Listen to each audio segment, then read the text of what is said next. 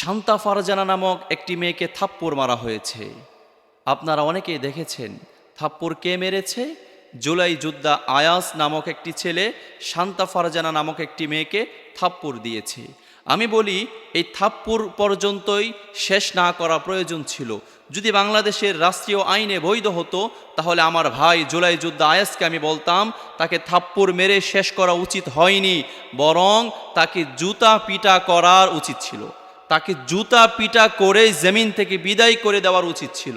কেননা আমরা ইদানিং বিভিন্ন ধরনের মিডিয়ার মাধ্যমে দেখতে পাই এই মহিলাটা, এই নারীটা বিভিন্ন আলেমদেরকে নিয়ে খারাপ মন্তব্য করে, বিভিন্ন রাজনৈতিকবিদদেরকে নিয়ে খারাপ মন্তব্য করে।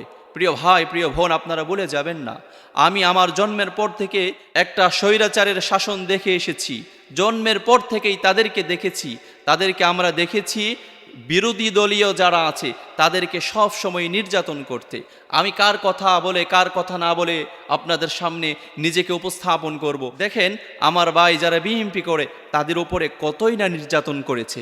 আমার নিজের চোখে দেখা, আমি অনেক ভাইদেরকে দেখেছি নিজের ঘরের মধ্যে ঘুমাতে পারে নাই, নিজের সন্তানের সঙ্গে সময় দিতে পারে নাই, নিজের মার সঙ্গে সময় দিতে পারেন নাই। কেননা সে বিএনপি করে।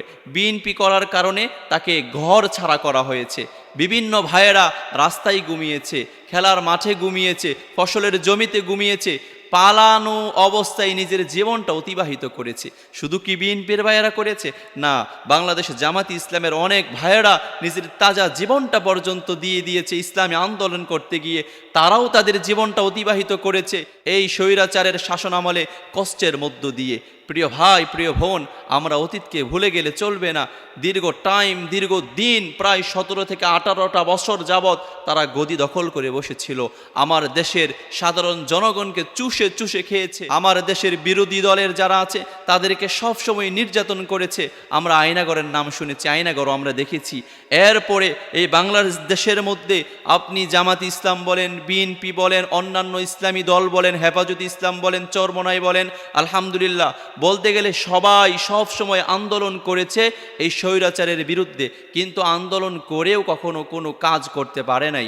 শাপলা চত্বরের সময় করেছে, এর পরবর্তী টাইমে অনেক সময় আন্দোলনে নেমেছে, কোনো ধরনের কোনো কাজ হয় নাই। পরবর্তী টাইমে এই যে 2024 সালের গণ অভ্যুত্থানে আমার দেশের ছাত্র সমাজ, আমার দেশের প্রাণ প্রিয় কলিজার টুকরারা, আমার যুবক ভাইয়েরা, যুবতী বোনেরা রাস্তায় যখন নেমে গিয়েছিল তখন এই স্বৈরাচারের পতন হয়েছিল।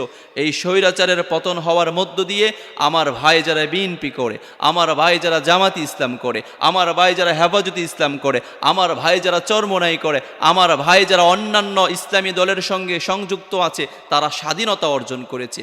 আর এই স্বাধীনতা অর্জন করার পরে আজ এই শান্তা ফারজানা নামক যে মেয়েগুলো, যে দায়ুসগুলো, যে ইসলাম বিদ্বেষী নারীগুলো নিজে পর্দা মেনটেন করে মানুষের সামনে দেখায়, আসলে সে বড় একটি মুনাফিক, সে বড় একটি দায়ুস। এই শান্তা ফারজানা নামক মেয়েটাকে শুধু থাপ্পড় দিয়ে নয়, উচিত ছিল যদি বাংলাদেশের আইনে যদি সমর্থন করত, যদি বাংলাদেশের আইনে যদি বৈধ বলতো, আমি নিজে গিয়ে একে জুতা পিটা করে এই জমিন থেকে বিদায় করে দেওয়ার মতো সাহস দেখাতাম ইনশাআল্লাহ।